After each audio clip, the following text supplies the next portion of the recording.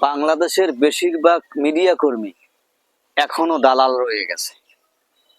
আগে দালালি করত শুধু হাসু আপার এবং তার সঙ্গীদের, আর এখন বর্তমানে মিডিয়া কর্মীরা দালালি করে যেখানে সুবিধা পায় সেখানেই।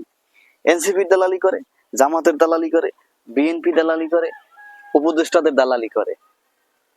এই দালালি কিন্তু বাংলাদেশের উন্নয়নের অন্তরায়, সঠিক ন্যায় বিচারের অন্তরায়। এই মিডিয়ার অনেক কিছু গবেষণা করে দেখা উচিত ছিল।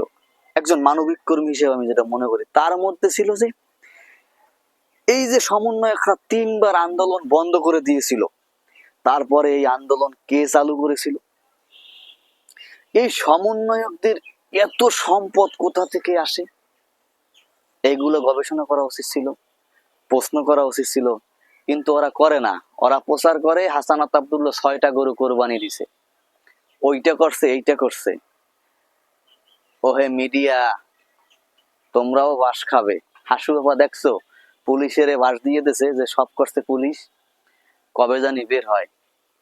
সব করছে মিডিয়া, কারণ তারা সত্য প্রকাশ করে না। মিডিয়া সাবধান হয়ে যাও, তা না হলে পরে বাস তোমাদের পিছনেও আসবে।